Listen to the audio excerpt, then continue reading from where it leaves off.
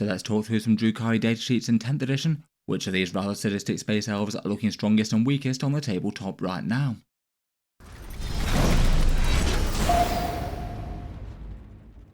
Hello and welcome back to Auspex Tactics, where today we're talking Drukhari, and in this video doing a tier list of datasheets in the Codex.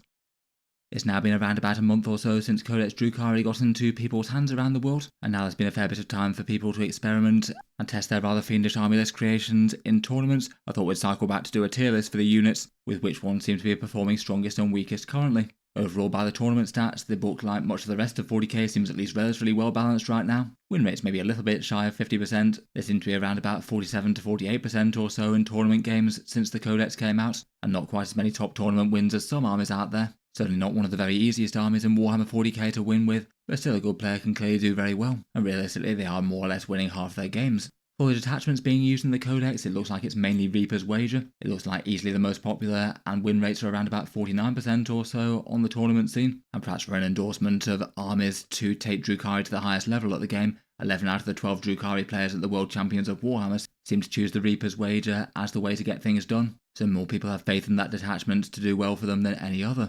For the Codex ones though, the Cabalite Cartel is the next most popular. It does have some interesting buffs and synergies, including some fairly nice damage output. So far it seems to be doing a bit weaker though, win rates around 42%. Sky Splinter Assault still seems to be popular.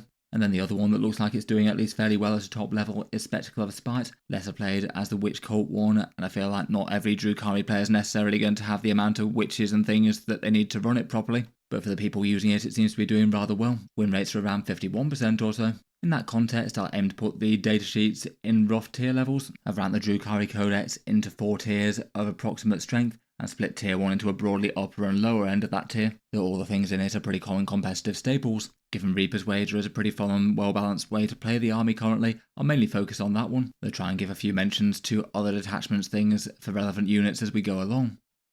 For those lists out there that are playing Reaper's Wager, it's the one that gives you rerolls to every unit on the board. Reroll 1 to hit is quite a nice start. You can ally in half the army of Harlequins, and if they kill things, you can flip big rerolls back to the Drukhari to reroll all hit rolls. And then most of the rest of the detachment is pretty nice for supporting your melee units getting into close combat. There's advance and charge and preventing overwatch, a damage buff in close combat, and a chance to fight on death. Quite a nice reactive move, and most of the enhancements are usable enough as well. Between that, there's good stuff that quite a lot of Drukhari units can make good use of.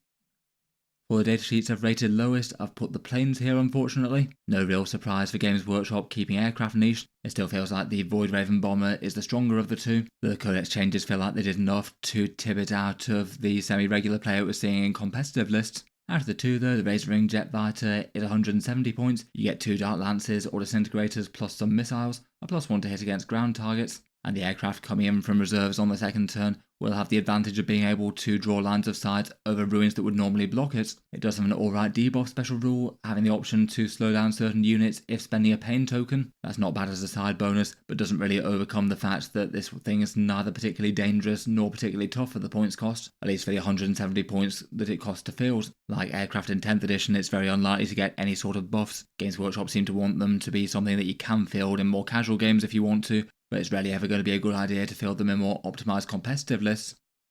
Next up, I chose to put the Void Raven Bomber down here. I say that this one's far better than the Razor Wing. I'd be tempted to put it borderline here or tier 3. The Codex had its points cost go up even more though, to an enormous 245 points. It lost the ability to use a pain token for 4 rerolls to hit for it now, which was often quite a good return on investment, being the single shootiest Drukhari unit for one single model. In any case, for your enormous, almost 250 points investment, you either get 4 really big anti-tank shots with the Void Lancers, or mass strength 8 and damage 2 attacks that can clear through a lot of elite infantry. I'd probably still be more tempted by the anti-tank overall, but the strength 8 damage 2 isn't bad. Again, it does have the spooky thing that it's a lot of firepower that can just turn up on the board and draw straightforward lines of sight that ignore the obscuring ruin special rule, so you're potentially paying a big premium to put an alpha strike on one enemy unit that shouldn't normally be hit. Then it does have a Void Mine. If the opponent allows it to live and doesn't move things out of its way, it might be able to deal out a few mortal wounds. Very swingy, though occasionally it can roll big. It has a pain token ability to strip cover if needed, that feels a bit high investment for a 250 point unit and a pain token to need to do that. It's almost certainly going to hit pretty hard on an Alpha Strike, the biggest weakness being though that its defense is absolutely terrible for the points cost. 12 wounds at toughness 9 with a 4+ save just isn't great for that many points, and if the opponent's got any long-ranged anti-tank, it's going to be an absolute top priority target. I say at 245 points realistically it's just too much to be worth it, though still better than the Razor Wing and is able to do things that other units can't. I could have been persuaded to put it in tier 3. Before we move onwards and upwards with the list, I'll just give a quick shout out to Tabletop Stronghold, the video sponsor, and their magnetic carry cases. If you're watching this one early, they have a Black Friday sale on at the moment, generally their biggest of the year with discounts around 35 to 40%. They sell magnetic carry cases, the idea being to put magnets on the bottom of your bases so the miniatures hold on to these steel sheets, so you can have lots of miniatures all ranked up like this and not rattle on each other or damage when in transport, and you don't need to insulate them with foam. Their take on the cases are these mag cases, a box made out of really quite notably sturdy MDF, very hard to break or damage when they're put together.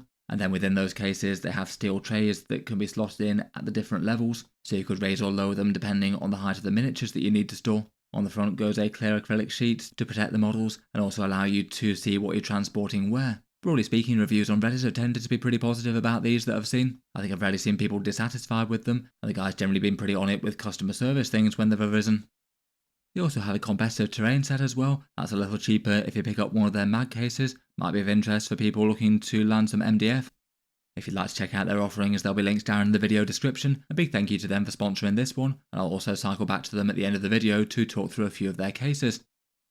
Moving on though to tier 3, here are 3 of the datasheets I've ranked here. I feel like none of these particularly unusable realistically, but just kind of overshadowed to the point where they're kind of rare to see playing competitive optimised lists as opposed to being more common niche choices. First up, there's the Hand of the Archon for 125 points. That puts them at 10 points more than the Cabalite Warriors with their useful sticky objectives and more special weapons. They're the kill team version of them with a million different special weapon profiles, so quite a complicated datasheet. It means that if maximally buffed though, they can put out some okay damage both at range and in melee. As the name would suggest, they can take some buffs from the Archon or Lady Malice fairly well. As well as those datasheet buffs, they also get lethal hits with a pain token.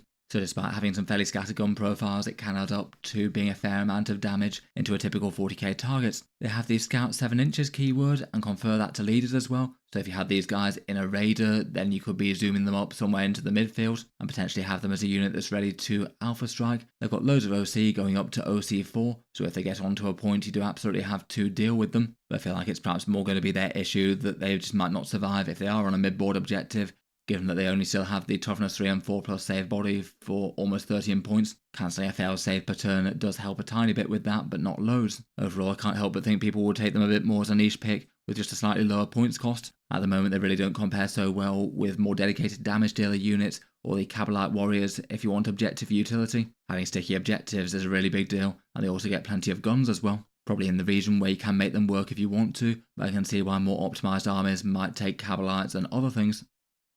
Next up, it maybe feels kind of similar for the racks. 65 points for 5 of them, 85 for 8, or 130 for 10. These guys come at 2 wounds at toughness 4 with a bunch of ranged and melee weapons. They've got OC2 for a fair amount of weight on objectives, and their special rule allows you to hand out battle shock tests, which might translate into a few more pain tokens, which doesn't hurt. At range, they do get quite a lot of fun special weapon profiles, and can still do a bit of melee attacks with a torturous tool on top of that. Though if you did want to go maximally for blending melee damage, they can go all the way up to 4 attacks and hazardous, and then have lots of twin linked attacks that AP -1 and damage 1 profile. They are going to stack a bunch of saves even on tough stuff that way. They probably are going to lose a few racks in the process. I've seen some lists choose to use them, they're not really all that many. They still perhaps feel just a little pricey overall for their damage, defense and speed. They're tougher than most Drukhari, but given that they're armed with some fairly fun range and melee kits, it means they're not really all that durable per point still. There's lots of things that can blend infantry quite well in the Drukhari army, and they're still not normally going to be getting to the point where they're really bringing down tanks and monsters so well. For a few competitive successful lists that I've seen using them, it seems to be squads of 5, perhaps acting as a bodyguard for a homunculus. Talking of which, and going kind of hand in hand with the racks, we have the homunculus himself. He's 70 points with the abilities to debuff some enemy leadership nearby and force some battle shock tests if he's in range of a mid-board objective, hopefully. If he can stay alive there, then that's quite a big deal. And then he also has a coin flip chance to generate pain tokens each turn if he's on the board. Then he gets a bunch of AP1 attacks in melee with anti-infantry 2+ and damage D3, which might account for a couple of elite infantry if you get lucky. He's fairly tough on his base profile, and has a pain token ability to regenerate D3+1 racks into a unit though that does presume that the squad survives to your command phase to do that regeneration. It's maybe a bit more likely to happen in a big massed up squad of 10 racks than 5 of them. For the 70 points, again, he's not awful. He definitely does have utility on multiple fronts. There may be a little bit of a mixed role. You sort of want him to survive turn on turn to generate those pain tokens all game long if possible. Those leadership and rack regeneration rules may make you want to put him on the front line. He could potentially be used to bear enhancements that you want to keep alive, such as the Conductor of Torment for the Reaper's Wager potentially. At least then he'd be getting value on multiple fronts between that and the pain tokens. It probably doesn't really help him too much that racks are a little bit mid, and the Homunculus detachment is rather hamstrung by having so few units it works with now. Next up and moving up to tier 2, here are some units that are considered stronger, really quite solid options for the Drukhari, and certainly making their way into a few more competitive lists. There are slightly more niche picks and alternative ways that you could run the army, as opposed to the absolute staples that are everywhere. First off, and perhaps the one that is maybe most borderline between putting in tier 3, are the Scourges with Shard Carbines. They're 80 points for some very fast moving jump infantry with some nice utility.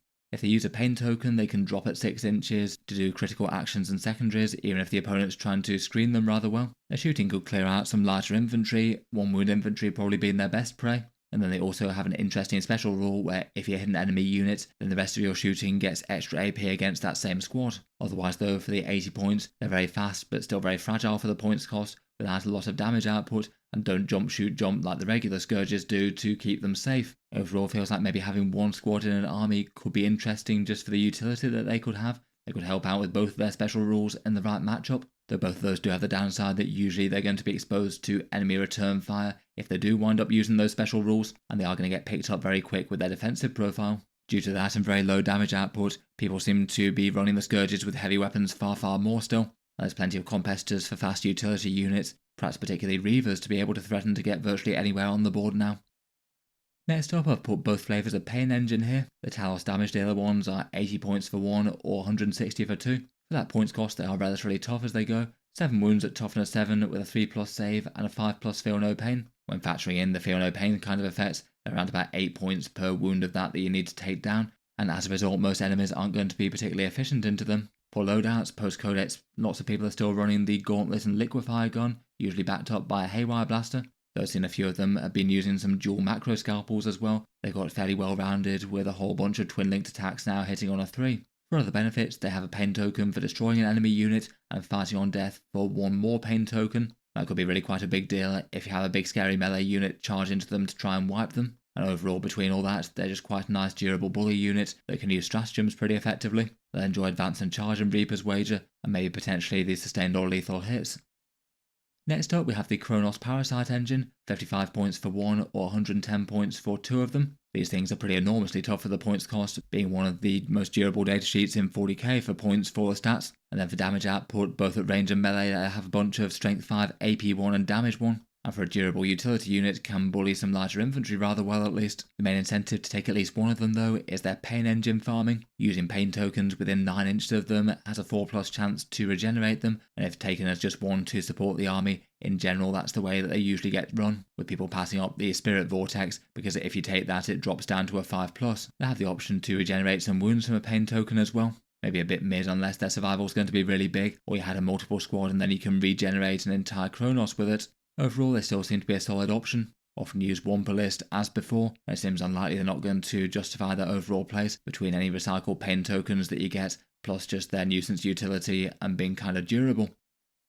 Next up we have the heavy Darklight firepower of the Ravager, 115 points for a Raider chassis with 3 big guns, either Dark Lances for some fairly heavy hitting anti-tank, or 3 of the disintegrator profiles that got their buff in the Codex, so that'd be 9 shots at strength 6, AP 3 and damage 2. If they shoot things that are fully intact at the starting strength, you get to re-roll the hit roll, and if it makes sense for some reason, you can make enemies -1 to hit by suppressing them with a pain token. They'll probably only make sense too if it's really quite a big important enemy unit and they might actually fall short of killing what they're going after. Ravagers are fairly straightforward add-ins just for a bunch of extra firepower that's quite fast moving and likely to get the first strike on the enemy rather than the other way round. They're not particularly hard to take down in return though. It seems like they're overall strongest in the Cabalite Cartel at the moment. In particular, people enjoy using them with triple disintegrator cannons there, and they're just going to be very general purpose firepower, depending on your contract target, either getting sustained hits 1 against infantry or mounted, or lethal hits against monsters and vehicles, Either way, that's a profile that's going to do some serious work against them. Overall, as a result, I'd probably rate them top tier for Cabalite Cartel, though perhaps a bit borderline between tier 2 versus tier 3 elsewhere. If you want heavy firepower with dark light weapons, Scourges still seem to be the way that most people tend to go. Really quite safe firepower with their jump, shoot, jump, and the ability to plug in pain tokens for big rerolls when needed. Finally for this tier, we've got the standard Witch Succubus, 50 points for a cheap and fairly fighty character into the right targets, though generally when she is taken in an army list she's absolutely a second choice after Lilith Hesperax, who'd certainly be leading the first squad of witches. For her abilities, she makes witches just a bit more general purpose, more dangerous with sustained hits. Her attacks get 7 damage worn attacks with AP 2 and anti-infantry 3+ with precision. You get to reroll all hits and wounds versus characters there, and she can convert a pain token into rerolling charges if you think it's going to be a long one. It does seem that the Succubus is getting a bit more play than pre-Codex, some choosing to use her just as an individual solo character that can move pretty fast and potentially still bully utility units if they get the jump on them. Some have her leading a second squad of witches, and with that you get a unit with quite a lot of OC that can just sweep onto objectives quite a long way away and actually have some genuinely good melee damage against the right sort of infantry targets. She could be a way to get enhancements in the unit like Arc Raider, and she's going to be absolutely top tier in Spectacle of Spite. They have multiple good damage enhancements there that make her a very fighty character for the cost too. She doesn't do quite as much a good job of making witches into a general purpose, kill most things sort of threats as Lilith Hesperax though. Getting into some of the best Drukhari units around though, here are the ones that I chose to rank in top tier. Literally all of these are units that see regular powerful competitive play, the majority of these appearing in the majority of strong competitive lists, and with pretty good reason. I've split it into a very slight lower half and upper half, though in reality there's maybe not too much in it, they're all pretty good. First up at 85 points we have the Raider, perhaps their archetypical skimmer transport, transporting 11 Drukhari into battle, maybe Cabalite warriors with Lady Malice or an Archon. They're able to sticky objectives from within, perhaps 10 witches with Lilith Hesperax. They can get a 6-inch disembark for an absolutely enormous threat range, or perhaps 10 Incubi with Drazar. Generally they're going to be best for the bigger all-in damage combo style units. Otherwise, if you don't need any of the embarked unit options, it gets to reroll advance and charge rolls, which is quite nice. If you have some Cabalite warriors within it, it can fire out, potentially using Splinter Axe if you want to. It also chips in with either a Dark Lance or Disintegrator. I've still seen more people taking the Dark Lance of the two, though both are interesting enough. Overall, as usual for the Drukhari, it's a really useful and powerful unit for the faction. That perhaps tends to be the transport that's used when absolutely needed for a big all-in damage combo, where outside that it's often the smaller and more expendable and easier to hide Venom. Next up at 115 points we have the Cabalite Warriors, really quite expensive for a base troop choice, but they do bring some good stuff. 10 wounds at toughness 3 with a 4+ save and some high OC.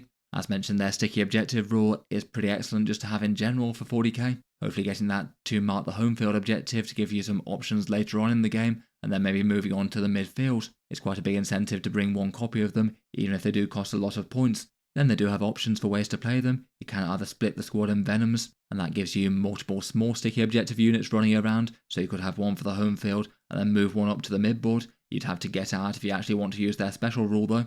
Either that or potentially have the big squad in the Raider, potentially with Lady Malice or an Archon, and get out to hit fairly hard at range and then in melee with the Archon's rules, or you could deep strike them with a Webway or Archon to get an alpha strike on the enemy. With sticky objectives and working well with two of the strongest characters, they're pretty tempting to put in an army list, maybe a little bit more of a focal unit in Cabalite Cartel than elsewhere. Overall they're solidly strong, though are really quite a big investment for a base troop and really quite easy to kill for the points costs. As a result, lots of lists do choose to take them, though not every single one. There are plenty of top lists out there that just choose to pass them up, 115 points being too much to pay apparently. Next up we have Drazar, the Fallen Phoenix of the Incubi. At 85 points he's just a cheap and really quite dangerous threatening leader. Strong melee damage at strength 6, AP 2 and damage 3 with devastating wounds, or flipping into strength 5 damage 2 if that makes more sense against his targets. It gives you damage buffs for your Incubi against already damaged units, boosts pile-ins for his units that could be quite nice for killing one thing and then tagging another. And then a particularly nice pain ability for a +1 to wound, which along with his damage profile being quite generalist is a really nice selling point for him. Overall he's a pretty excellent Incubi leader. Most lists that take some Incubi take him along, though not literally every single one. It certainly seems that he's got good competition from both the Archon, who can bear enhancements in the squad if you want that, and Lady Malice, who's just an all-around scary character. He's overall very good for the points cost though. I could have quite happily put him at the top of top tier. The same kind of goes for the Archon as well. 80 points for the standard Drukhari leader who can go with Cabalites or Incubi, or the hand of the Archon, though that's rarer. He rerolls all hit rolls for a pain token, which also activates any damage abilities that the unit has themselves, gets the captain style free stratagem rule, and that's usually also one that you're really going to want on big damage dealer style units. And then for war gear, he typically gets armed with a soul trap and Hossblade, giving him 5 attacks at strength 4, AP 2 and damage 3 with devastating wounds, potentially boosted if he ever slays a model, and that's really quite a nice profile that will be able to take any buffs from him, his squad, and stratagems rather well. Then he has his 2+ invulnerable save shadow field that can make him hard to take down for a bit, very all or nothing though depending on how your dice are feeling like rolling. He has a once per game cancel battle shock, and unlike his main rivals for leading the units Drukhari and Lady Malice, he can take enhancements. There's plenty of good ones from Reaper's Wager and other nice ones beyond that. Overall, certainly a thoroughly top tier Drukhari character, lots of good options, maybe the only thing holding him back being competition once again. Incubi could do well with Drukhari, and both Cabalite Warriors or Incubi could do alright with Lady Malice as well, and he might not necessarily want every single one of them in one list. Finally though, let's get on to the last of the units, and here's maybe the slight upper half of the top tier for Drukhari units that are ranked. Really quite a lot of scary options, again most of which are used in most competitive lists. First up we have the Harlequins, a nice dangerous mounted unit at 85 points per 5 of them. They move pretty fast with a 14-inch move, and have nice general purpose melee with their strength 4 and damage 2 with lance and sustained hits. It means you are going to be landing a whole bunch of hits with that, and then at least a good chunk of those hits will wound even against tough targets. Their pain ability is also a particularly good one as well, giving them +1 attack and strength, which is really helpful against a good number of targets. Their core ability is a d6-inch reactive move, which is always an excellent one to be able to have. Occasionally it'll save a unit, and they've got access to some fairly nice support. They get on well with Reaper's Wager. They enjoy the damage buff from the detachment, advance and charge is nice, and maybe having lethal hits in melee won't hurt them either. Overall they feel hard to go wrong with a very fast unit that's going to be hitting the enemy first most likely, and usually hitting quite hard. Perhaps their single biggest weakness being low AP. Certain high save things and armour of contempt could mean that they're going to bounce against certain armies. It is kind of nice their durability isn't nothing as well for 17 points. They're still certainly very fragile, but maybe not quite as remarkably so as the majority of Drukhari units.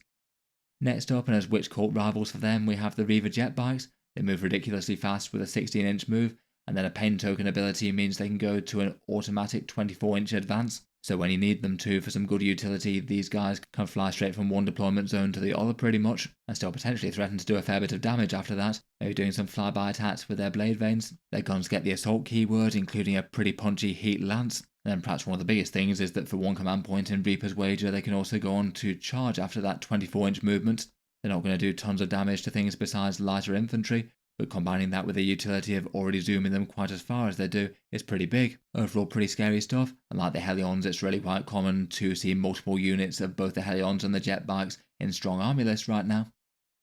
Next up we have the Incubi, 90 points for 5 or 180 for 10. The faction elite melee fights with mass strength 5, AP 2 and damage 2 melee attacks. Quite a nice profile into Space Marines and take any damage buffs they can get rather well. For a pain token they can get devastating wounds against infantry, plus whatever buff their leader gives them. All 3 of the leaders they can take give you interesting stuff.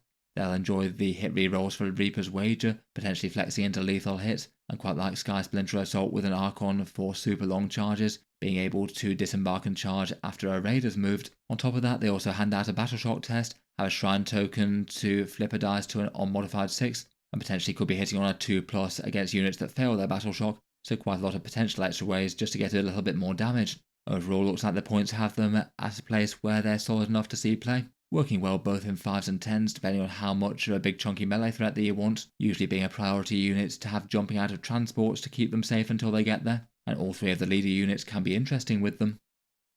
Talking of those, next up we have Lady Malice for 100 points, perhaps one of the single most auto-include models in a Drukhari army out of this list. For 100 points she's just got quite good value on a whole bunch of different fronts. Her squad's going to be very scary in melee, 6 attacks at strength 5 and damage 3 with devastating wounds. That's going to be pretty solid against Terminator equivalents, plus some volume attacks to slay some hordes with her Razor Fan. And then for a pain token ability, on top of whatever the squad winds up giving her, she also gives her squad sustained hits or lethal hits, and that's potentially pretty nice in Reaper's Wager, as it doesn't overlap with the rerolls that you get in that detachment for the base rule. It means you'll have a lot of scary attacks that get hit rerolls, and then also one of those buffing rules, plus whatever the squad has like Incubi activating their devastating wounds. For her base profile, she's not a pushover to take down as well with a 5+ feel no pain. Still not exactly tanky, but will take at least a little bit of effort. And then on top of her main damage threat rules, she has 2 useful other abilities, allowing you to redeploy units and return them to reserves at the start of the game. That can be quite nice for infiltrators like mandrakes in particular, potentially screening the mid-board and then keeping them safe from just being turn 1 killed if it looks like that's what the enemy is going to do if they go first. And then also has one of those very useful auras of +1 command points for enemy stratagems nearby. That's likely to be in a fairly threatening place if she's getting her damage buffs to work in the mid-board. Overall, it's just very good for 100 points. And with such powerful special rules, there's multiple different ways that you could make use of her datasheet in a game. Maybe either focusing on her damage and buffs, or keeping that stratagem debuff aura alive in a big position. Next up, and maybe just edging out the radar a little bit for top transport for most things, is the Venom. 70 points for a cheap skimmer vehicle that's fairly easy to hide with a small profile, moving a big 14 inches. It can transport 6 models, so enough for an Incubi squad and a character, or can split units of either Cabalite warriors or witches in half to create 2 small effective skirmish screening and objective grabbing units. As mentioned, you could have a half Cabalite squad sit on the home field objective, while the others go up to the mid-board. Then it has a pair of splinter cannons that can chip in against infantry with some damage to attacks, and has a couple of transport shenanigans on top of it that might come up. A pain token can allow you to advance and drop. It's also got its ability to re-embark in the transport at the end of the fight phase, potentially quite nice for activating character buffs and unit rules and things and then getting the squad back in, or if it's managed to keep up with a charging unit, potentially even protecting a squad that just jumped out and deleted something. Overall, lots of options, and after it's done transporting, it can just be a useful utility unit, zipping around the table to be expendable, and perhaps doing nuisance charges to hold up the enemy. Next up, and for 85 points, we have Lilith Hesperax, the Witch Cult character giving fights first and a lot of extra damage to a witch unit. She allows you to expend a pain token for +1 strength and +1 AP to witches, which will be good to tip the balance against a number of infantry targets, going from taking a chunk out of the unit to wiping the squad most likely. Her own personal attacks are damage 1, but she gets lots of them at sustained hits 2, anti-infantry 2+, and precision. So she is pretty odds on to be murdering a few elite infantry models, or a reasonable chance of assassinating support characters. And once per game she can turn on her rage mode going up to 12 attacks, at which point she's going to be taking out some pretty significant chunks of enemies, and her unit absolutely obliterating any 1 wound infantry. Overall, between her attacks and her pain token ability, she just makes witches more of a threat, and they'll get on well with any other buffing rules from their detachment, maybe Lance in Sky Splinter, and then rerolls plus maybe the Lance stratagem in Reaper's Wager. And then also on top of all this, she makes the squad a bit harder to take down in return. They're still going to get shredded by small arms fire, but at least they get fights first if they get charged by the enemy, so certain things aren't going to be able to charge them, and hopefully they at least take a chunk out of things that can. Overall, between all this, Lilith plus a squad of witches is pretty well auto-include in most armies. Mainly for the reason of Lilith Hesperax, I've included the witches here in this tier as well. Maybe that's a little bit generous, seeing as it feels like the character making the squad quite so auto-include, but they're still an interesting enough unit in their own right as well. They move solidly fast at 8 inches with the option to advance and charge for 1 pain token, plus any extra distance they can get by jumping out of a transport, either 3 inches out of a Venom or a big 6 inches out of a Raider. When they get to melee, they're generally going to be better against lighter infantry if they don't have other interesting buffs going on. Most of their attacks are strength 3, AP 1 and damage 1, but they do have a couple of profiles with AP 2 and either better strength or anti-infantry within the unit now. So a normal squad of witches will at least be doing a bit more damage to something like a squad of Space Marines. A big squad with Lilith, a pain token and any other stratagem buffs that you feel generous with them, which will be able to rep most infantry targets though, and take a good chunk out of tougher stuff too. Then enjoy the Reaper's Wager options with rerolls and damage buffs, including denying Overwatch as an option too. And they're going to be a far more central unit in Spectacle of Spite, where more squads of damage dealers alongside with the damage enhancements can do well. Otherwise they get to force some desperate escape tests, which is handy for a bit more disruption. The pain token ability can also have them fall back and charge so they can't be tied up well. And high OC does mean they can sweep some objectives, either as part of a big squad with a character, or potentially a small disruptive units that have been split by Venoms. Overall, lots of good utility. Pretty much every list seems to use a squad with Lilith. Some might go in for more, particularly with Venoms. They can be pretty nice extra expendable units at essentially 45 points for 5 of them, and a squad with the enhanced weapons can actually be a little bit dangerous even at that cheap cost as well. Next up, and again probably towards the top end of even this section, are the Scourges with the heavy weapons, 130 points for scary Drukhari firepower. Most people going with Dart Lances, some making some very good use of Haywire as well, though maybe a little bit less than when it was the Knight meta pre-Codex. There are 130 points for 5 Birdmen with some big guns, that big hitting firepower of whatever flavour gets to reroll hit rolls with a pain token, and then most importantly their jump shoot jump means that if they're a firebase that's hanging out near a ruin, you're likely to be able to move up, shoot the enemy very hard, and then move back out of line of sight. so it can be a very frustrating unit that people can struggle to interact with. Hopefully that means that they can rack up the kills and damage count over the course of the game, with the odd pain token thrown in when needed, and then later in the game they can be a pretty excellent utility unit for going for objectives. They've got a big 14-inch movement, and that jump shoot jump can get them to go even further, potentially being able to do secondary objectives or grab primaries that the opponent can't reach when their damage output isn't going to be the biggest deal anymore. Overall, between all that, they're pretty auto-include and certainly seem to be outcompeting Ravagers as the go-to Drukhari firepower. There's often 2 or 3 units in just about every army list currently. Then finally we have the Mandrakes, a slightly high investment Drukhari infiltrate and utility unit once again. Infiltrators in 40k basically always been pretty good to have though. Against armies with loads of infiltrators or scouts of their own, it means that you can deny a great big section of the board to them, and then you have a unit that's in the right place to potentially hide on primary objectives, start doing early game secondary objectives, or if it makes sense to do a painful move block, or some sort of alpha strike on a unit that they're actually going to be pretty effective against. Between their range and melee, they have mass strength 5, AP -1 and damage 1 with devastating wounds. If they get both to shoot and charge against a target, that's going to be 25 attacks at that profile, which is going to be pretty fearsome against a lot of lighter infantry kind of targets. If they get the first strike on things, they're going to be fairly well capable of dueling with their peers. Then they've got 2 very nice special rules on top of that. They can't be shot if they're greater than 18 inches away, which is a nice bonus. That means that you could even use them for potential backfield board control with a unit that the opponent can't interact with unless they get quite close. And then they can use a pain token to do their fade away and return to reserves. That can be very nice for secondary objectives, particularly in the late game. That can just be handy to have a squad deep striking when you need it to complete objectives or maybe do board control things.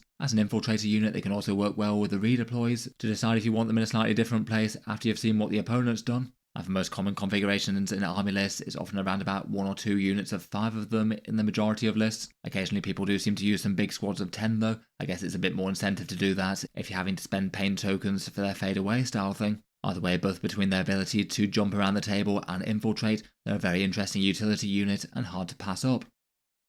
That's it for Tier 1, though I'll just mention Allied Harlequins very briefly at the end of this. Despite Reaper's Wager being one of the most popular ways to play, the emphasis almost always does seem to be on the Drukhari units themselves rather than the Harlequins. The single most commonly used datasheet is the Solitaire. He's perhaps the one that really does things that the Drukhari don't. They don't really have standard lone operatives, so having a unit that is and can't be interacted with is pretty nice. Fast lone operatives are very handy for utility, and the Solitaire's also got the ability to move ridiculously fast and punch very hard once per game, and potentially wipe out entire units worth of Space Marines or something if he gets the jump on them. Otherwise, beyond that though, most units are a bit on the niche side.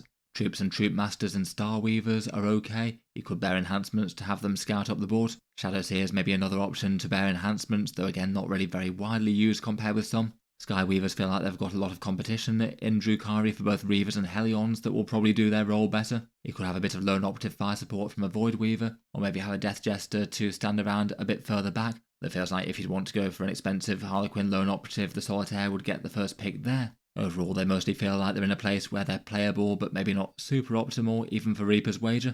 Maybe not the worst to have the focus on Drukhari in their strongest list, though. In other detachments that aren't Reaper's Wager, you can still field Harlequins without so much support, and also get the option of the Corsairs as well. Perhaps the most interesting thing for them being small squads of the Void Reavers, though I feel like Drukhari have got more options that contest with them pretty well. Eldari don't have quite so many small expendable units. Drukhari could use things like racks potentially, or split squads of witches, and between that they just don't really feel as interesting as they do for Eldari. That's about it for this one though. Let me know your thoughts down in the comments below. How would you rate the datasheets in Codex Drukhari right now? I look forward to hearing any of your takes, or any other uses for the units that I might have missed in the video. Finally, just to round off this one, I'll just mention that today's video sponsor in Tabletop Stronghold once again. As mentioned, makers of magnetic carry cases, currently with a big sale on for Black Friday. Here's the amount of models that you can put on each tray within the case, when maximally loaded around about 90 or so 25mm bases, or something along the lines of 30 Terminators. And then those trays go at different levels in the different size carry cases. This one's the mini one, so the smallest out of them. Even here though, you can fit at least a fair amount of stuff. Lots of Terminators and some big tanks in the bottom of this one. They're around £58 or $65 while they're currently in the big sale. That does include postage, but there may be VAT or import duties depending on where you might be in the world. Then there's the regular mag case. This one's a great big tall one, as you can see by the Chaos Knight on the ground floor here. The price is £89 or $100 while on sale. Each of these come with a supply of magnets that you can mount to the bottom of the miniatures. I'll leave the dimensions here on the screen. This one should be fairly good for a bunch of people's armies though. Then otherwise they've got the extra big one in the Mag Case XL, essentially 2 of the previous attached together. Should be enough room for some entire collections here. You can see the great big Bane blades chilling on the top left here. There's different options depending on how many of the steel trays that you want, and this one's also got the acrylic sheet on the front in the picture. They do have their competitive terrain set as well if you want some MDF offerings to go alongside the cases. The terrain is cheaper if you buy alongside a mag case. If you want to check out their range, there'll be links down in the video description though, and a big thank you to them for sponsoring this one. That's it for now though. Feel free to subscribe to Auspex Tactics if you'd like to see more like this, and if you've been enjoying the videos on the channel, Auspex Tactics does also have a Patreon page as well, which is linked down in the video description below. Channel patrons get a fair few advantages, seeing certain videos early, regular votes to see what sort of things come next on the channel, and automatic entry into the regular prize giveaways with a chance to win some big model kits each month. If any of that sounds good to you, or you'd just like to help support, the link's down in the video description. In any case, a massive thank you for listening, and I'll hope to see you guys next time.